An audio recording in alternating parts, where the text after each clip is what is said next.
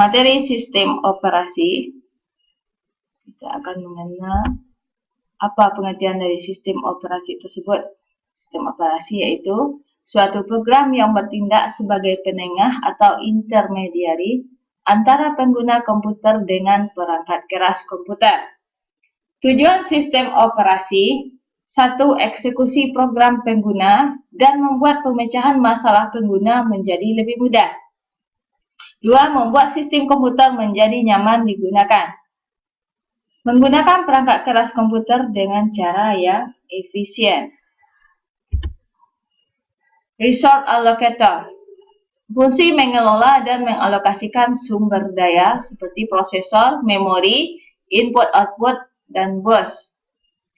Control Program berfungsi mengendalikan eksekusi program-program pengguna dan operasi perangkat input atau output. Kernel berfungsi suatu program yang bekerja terus-menerus yang merupakan inti dari sistem operasi. Sasaran dari sistem operasi ada 3.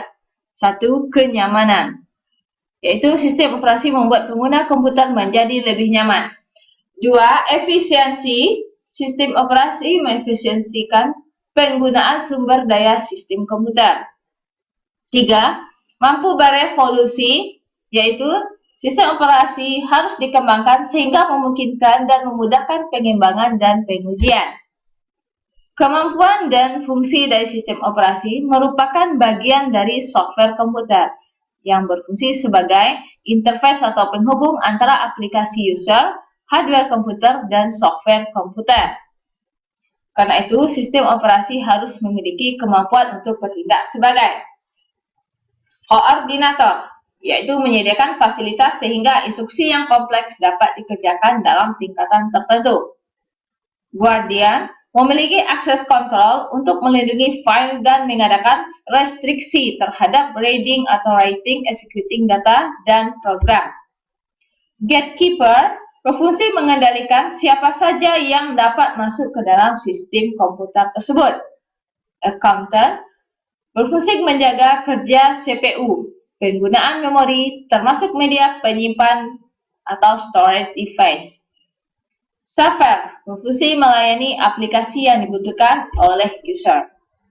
Sejarah sistem operasi, kita kenal ada generasi pertama yaitu tahun 1945 sampai 1955. Generasi kedua tahun 1955 sampai 1965.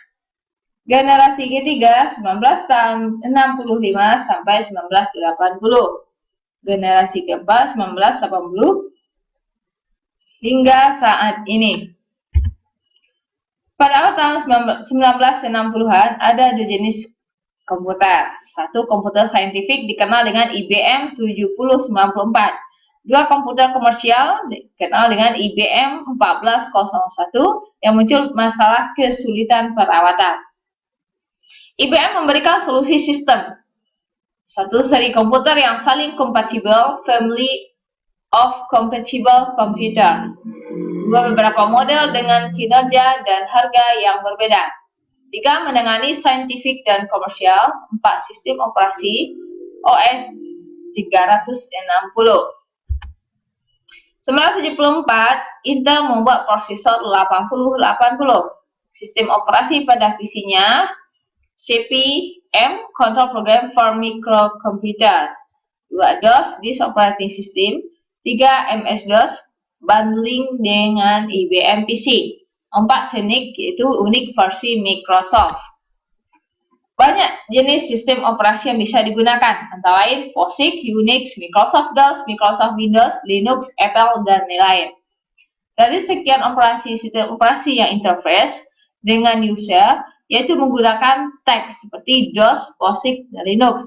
Dan ada juga yang kontaknya dengan pengguna menggunakan GUI, seperti Microsoft Windows dan Linux. Linux bisa berbasis teks dan berbasis GUI. Sistem operasi berbasis teks artinya user berinteraksi dengan sistem dengan perintah-perintah yang berupa teks. Lain hanya dengan sistem operasi berbasis GUI. Pada sistem ini, user dapat berinteraksi dengan sistem operasi melalui gambar-gambar atau simbol-simbol, dan tentu hal ini akan lebih memberi kemudahan dan kenyamanan bagi pengguna. Itulah sebabnya mengapa sistem operasi berbasis GUI sering disebut user-friendly. Jumlah user. Pertama, single user.